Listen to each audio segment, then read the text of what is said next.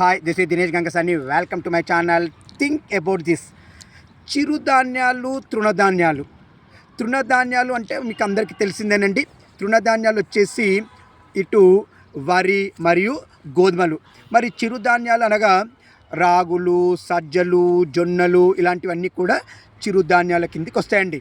మరి చిరుధాన్యాల ఉత్పత్తి వచ్చేసి దేశవ్యాప్తంగా మొత్తం పంటల ఉత్పత్తిలో చిరుధాన్యాలది అంటే తిండికి సంబంధించిన మన పంటల ఉత్పత్తిలో చిరుధాన్యాల ఉత్పత్తి ఒక 20% మాత్రమే ఉందండి. ఇది చాలా తక్కువ.